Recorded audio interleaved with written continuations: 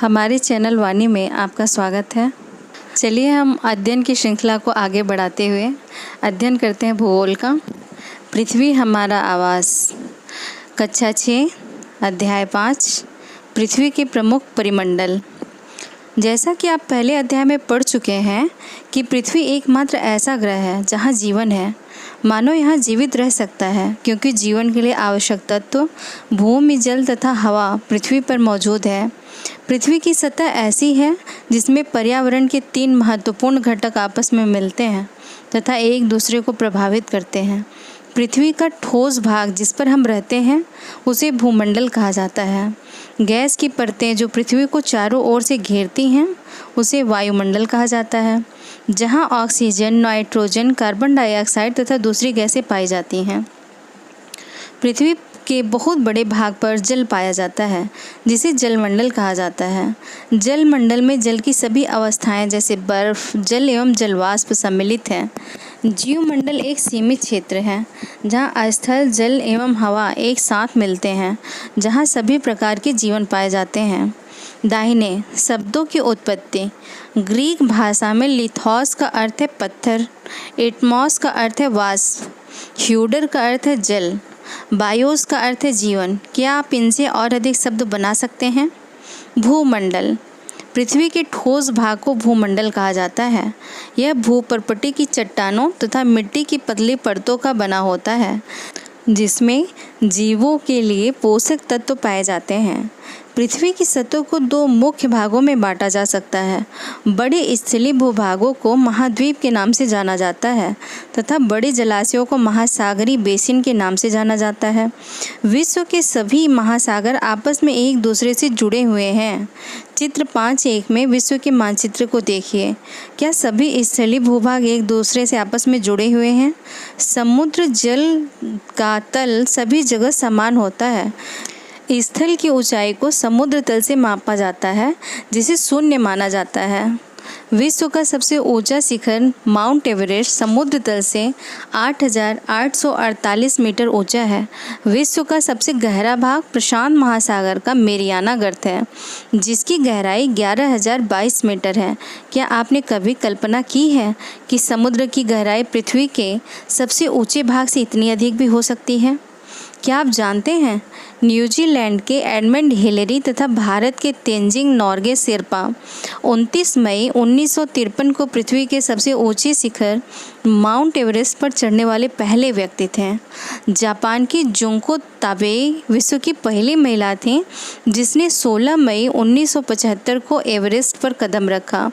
बचेंद्री पाल भारत की पहली महिला जिसने 23 मई 1984 को एवरेस्ट पर अपना कदम रखा।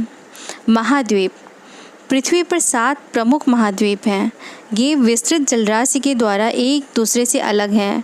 ये महाद्वीप हैं एशिया, यूरोप, अफ्रीका, उत्तर अमेरिका, दक्षिण अमेरिका, ऑस्ट्रेलिया तथा अंटार्कटिका। चित्र 5.1 में विश्व के मानचित्र को देखिए तथा ध्यान दीजिए कि स्थल का बहुत बड़ा भाग उत्तरी गोलार्ध में पाया जाता है। एशिया विश्व का सबसे बड़ा महाद्वीप है। यह पृथ्वी के कुल क्षेत्रफल के 1/3 भाग में फैला है। यह महाद्वीप पूर्वी गोलार्ध में स्थित है। कर्क रेखा इस महाद्वीप से होकर गुजरती है। एशिया के पश्चिम में यूराल पर्वत है जो इसे यूरोप से अलग करता है। चित्र 5.1 देखें। यूरोप एवं एशिया के संयुक्त भूभाग को यूरेशिया कहा जाता है। यूरोप एशिया से बहुत छोटा है। यह महाद्वीप एशिया के पश्चिम में स्थित है। आर्कटिक वृत्त इसे होकर गुजरता है। यह 3 तरफ जल से घिरा है।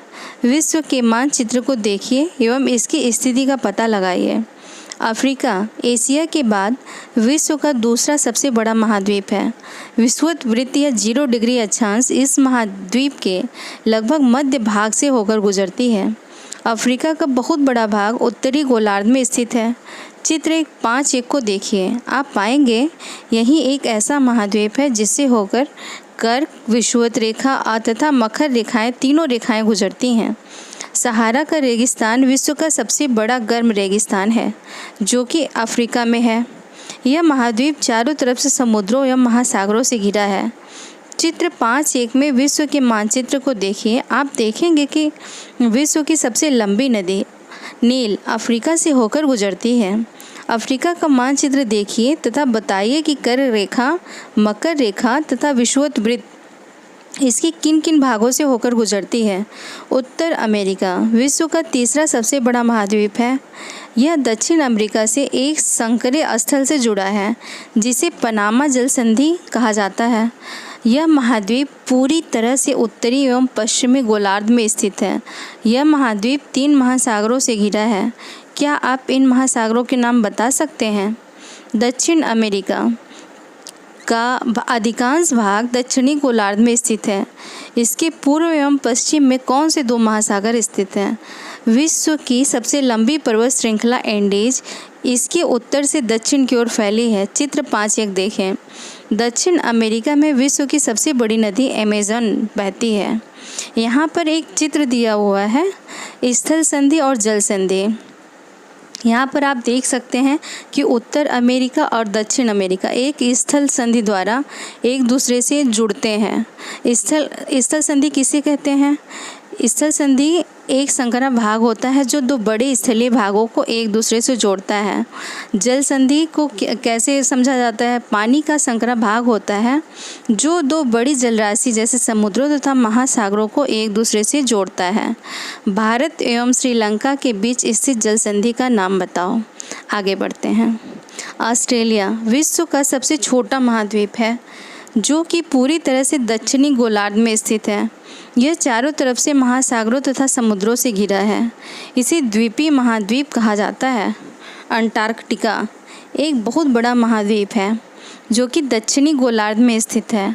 दक्षिण ध्रुव इस महाद्वीप के मध्य में स्थित है। चूँकि यह दक्षिण ध्रुव क्षेत्र में स्थित है इसलिए यह हमेशा मोटी बर्फ की परतों से ढका रहता है। यहाँ किसी भी प्रकार का स्थायी मानव निवास नहीं है। बहुत सी देशों के शोध केंद्र यहाँ स्थित हैं। भारत के भी शोध संस्थान यहाँ हैं। इनके नाम है मैत्री तथा दक्षिण गंगोत्री। जलमंडल पृथ्वी को नीला ग्रह कहा जाता है। पृथ्वी का 71% भाग जल तथा 29% भाग स्थल है। जलमंडल में जल के सभी रूप उपस्थित हैं। इसमें महासागर एवं नदियाँ, झीलें, हिम नदियाँ, भूमिगत जल तथा वायुमंडल की जलवाष्प सभी सम्मिलित हैं। पृथ्वी पर पाए जाने वाले जल का 97% से अधिक भाग महासागरों में पाया जाता है एवं वह इतना अधिक खारा होता है कि मानव के उपयोग में नहीं आ सकता है। शेष जल का बहुत बड़ा भाग बर्फ की पर्वतों एवं हिम नदियों तथा भूमिगत जल के रूप में पाया जाता है। जल का बहुत कम भाग अलवण जल के रूप में पाया जाता है जो मनुष्य के इस्तेमाल में आता है। यही कारण है कि नीले ग्रह में रहने के बावजूद हम पानी की कमी महसूस करते हैं।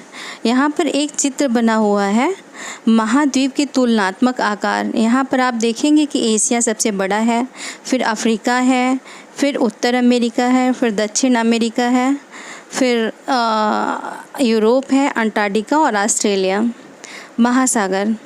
महासागर जलमंडल के मुख्य भाग हैं। ये आपस में एक दूसरे से जुड़े हुए हैं। महासागरीय जल हमेशा गतिशील रहता है। तरंगे, ज्वार भाटा तथा महासागरीय धाराएं। महासागरीय जल की 3 मुख्य गतियां हैं।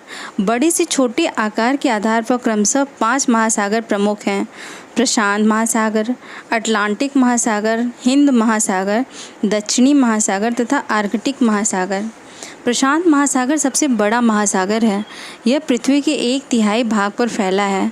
पृथ्वी का सबसे गहरा भाग मेरियाना गर्त प्रशांत महासागर में ही स्थित है। प्रशांत महासागर लगभग वृत्ताकार है।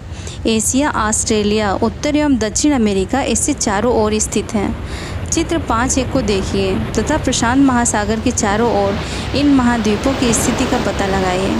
अटलांटिक महासागर विश्व का दूसरा सबसे बड़ा महासागर है। यह अंग्रेजी भाषा के यस अक्षर के आकार का है। इसके पश्चिमी किनारे पर उत्तर एवं दक्षिण अमेरिका है तथा पूर्वी किनारे पर यूरोप एवं अफ्रीका। अटलांटिक महासागर की तटरेखा बहुत अधिक दंतुरित है। यह अनियमित एवं दंतुरित तटरेखा प्राकृतिक पोताश्रयों एवं पत्तनों के लिए आदर्श स्थिति है। व्यापार की दृष्टि से सबसे व्यस्त महासागर है। हिंद महासागर ही एक ऐसा महासागर है जिसका नाम किसी देश के नाम पर यानी भारत के नाम पर रखा गया है। यह महासागर लगभग त्रिभुजाकार है। इसके उत्तर में एशिया, पश्चिम में अफ्रीका तथा पूर्व में ऑस्ट्रेलिया स्थित है। दक्षिणी महासागर अंटार्कटिका महाद्वीप के चारों ओर से घेरता है। यह अंटार्कटिका महाद्वीप से उत्तर की ओर 60 डिग्री दक्षिणी अक्षांश तक फैला हुआ है। आर्कटिक महासागर उत्तर ध्रुव वृत्त में स्थित है तथा यह उत्तर ध्रुव के चारों ओर फैला हुआ है। यह प्रशांत महासागर से छिछले जल वाले एक संकरे भाग से जुड़े हैं। इसे बेरिंग जल संधि के नाम से जाना जाता है। यह उत्तर अमेरिका के उत्तरी तटों तथा यूरेशिया से घिरा हुआ है। वायुमंडल हमारी पृथ्वी चारों ओर से गैस की एक परत से घिरी हुई है जिसे वायुमंडल कहा जाता है। वायु की पतली परत इस ग्रह का महत्वपूर्ण एवं अटूट भाग है। यह हमें ऐसी वायु प्रदान करती है जिससे हम लोग सांस लेते हैं। यह वायुमंडल हम लोगों को सूर्य की कुछ हानिकारक किरणों से बचाता है। वायुमंडल 1600 किमी की ऊंचाई तक फैला है।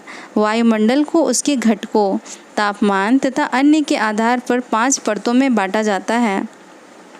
इन परतों को पृथ्वी की सतह से शुरू करते हुए क्षोभ मंडल, समताप मंडल, मध्य मंडल, आयन मंडल तथा बहिर्मंडल कहा जाता है। वायुमंडल मुख्यतः ऑक्सीजन एवं नाइट्रोजन का बना है जो कि साफ तथा शुष्क हवा का 99% भाग है। आयतन के अनुसार नाइट्रोजन 78%, ऑक्सीजन 21% तथा दूसरी गैसें जैसे कार्बन डाइऑक्साइड, आर्गन इत्यादि की मात्रा 1% है। ऑक्सीजन सांस लेने के लिए आवश्यक है जबकि नाइट्रोजन प्राणियों की वृद्धि के लिए आवश्यक है।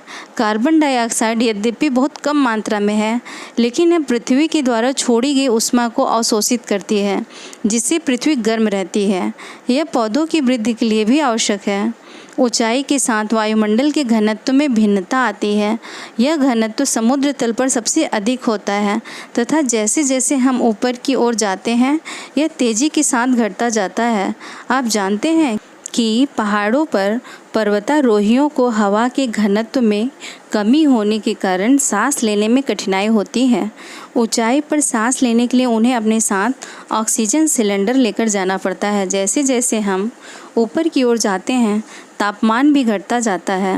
वायुमंडल पृथ्वी पर दबाव डालता है। यह एक स्थान से दूसरे स्थान पर अलग अलग होता है। कुछ क्षेत्रों में हमें अधिक दाब महसूस होता है जबकि कुछ क्षेत्रों में कम। उच्च वायु दाब से निम्न वायु दाब की ओर बहती है। गतिशील वायु को पवन कहा जाता है। जीवमंडल जीवमंडल स्थल, जल तथा हवा के बीच का एक सीमित भाग है। यह वह भाग है जहाँ जीवन मौजूद है। यहाँ जीवों की बहुत सी प्रजातियाँ हैं जो कि सूक्ष्म जीवों तथा बैक्टीरिया से लेकर बड़े स्तनधारियों के आकार में पाई जाती हैं। मनुष्य सहित सभी प्राणी जीवित रहने के लिए एक दूसरे से तथा जीवमंडल से जुड़े हुए हैं। जीवमंडल के प्राणियों को मुख्यतः 2 भागों जंतु जगत एवं पादप जगत में विभक्त किया जाता है। पृथ्वी के ये तीनों परिमंडल आपस में पारस्परिक क्रिया करते हैं तथा एक दूसरे को किसी न किसी रूप में प्रभावित करते हैं। उदाहरण के लिए लकड़ी तथा खेती के लिए वनों को काटा जाए तो उससे ढलुआ भाग पर मिट्टी का कटाव तेजी से होने लगता है। इसी प्रकार प्राकृतिक आपदाएं जैसे भूकंप से पृथ्वी की सतह में परिवर्तन हो जाता है। हाल ही में सुनामी के कारण अंडमान एवं निकोबार द्वीप समूहों का कुछ भाग पानी में डूब गया। झीलों तथा नदियों में दूषित पदार्थों के प्रवाहित होने से उनका जल मानव के इस्तेमाल के लायक नहीं रह जाता है। यह जल दूसरे जीवों को भी नुकसान पहुंचाता है। उद्योगों, तापीय विद्युत संयंत्रों तथा गाड़ियों का उत्सर्जित पदार्थ वायु को प्रदूषित करता है। कार्बन डाइऑक्साइड वायु का एक महत्वपूर्ण घटक है लेकिन कार्बन डाइऑक्साइड की मात्रा में वृद्धि के कारण पृथ्वी के तापमान में वृद्धि हो रही है। इसे भूमंडलीय तापन कहा जाता है। इसलिए भूमंडल, वायुमंडल तथा जलमंडल के प्राकृतिक संतुलन को बनाए रखने के लिए पृथ्वी के संसाधनों के सीमित उपयोग की आवश्यकता है। चलिए हम कुछ की पॉइंट्स पर चर्चा कर लेते हैं। वायुमंडल गैस की परतें जो पृथ्वी को चारों ओर से घेरती हैं वायुमंडल कहते हैं। स्थल की ऊंचाई को समुद्र तल से मापा जाता है जिसे शून्य माना जाता है। विश्व का सबसे ऊंचा शिखर माउंट एवरेस्ट है। माउंट एवरेस्ट की ऊंचाई कितनी है? 8,848 मीटर। मेरियाना गर्त विश्व का सबसे गहरा गर्त है। यह प्रशांत महासागर में पाया जाता है। इसकी गहराई 11,022 मीटर है। महाद्वीप। महाद्वीप तो वैसे आपको याद ही रहते होंगे, लेकिन उसे सीरियल वाइज याद रखना भी बहुत ज़रूरी होता है। आपके एग्ज़ाम में आ जाता है और आप उसे आगे पीछे कर देते हैं। इसके लिए मैंने इसका एक ट्रिक बनाया है, इसे आप नोट कर लें। आप सुनिए, देखिए आपको मज़ा आएगा। ऐसा फ्री हुआ नासा कि आंटी ने यूरो में लिया। ऐसा से एशिया, फ्री से अफ्रीका, नासा से नॉर्थ अमेरिका, सा से साउथ अमेरिका, आंटी से हो गया आपका अंटार्कटिका, ने यूरो में लिया, यूरो से यूरोप, और लिया से ऑस्ट्रेलिया। लिया और ऑस्ट्रेलिया एक जैसे साउंड कर रहे हैं, तो आपका हो गया ये क्रम वाइज हो गया 7। Asia, Africa, north America, south America, Antarctica, euro, Australia.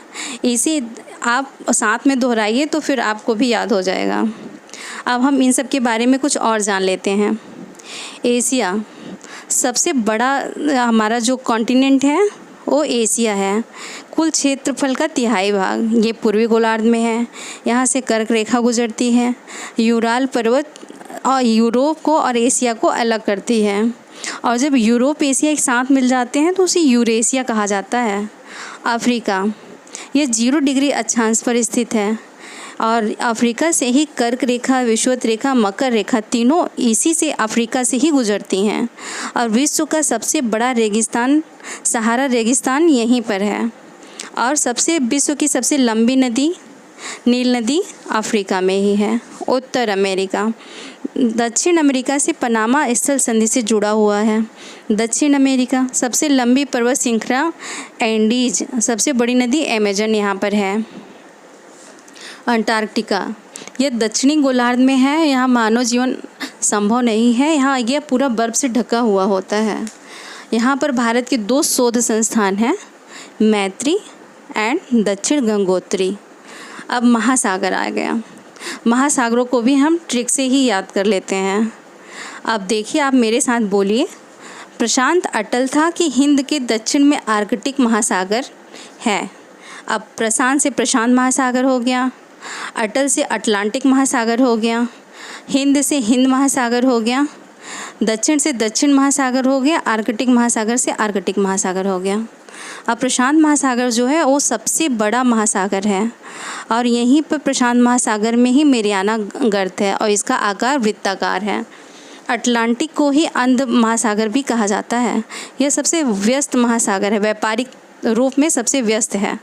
इसकी तट रेखा जो है दंतुरित है, और इसका आकार यस टाइप का है।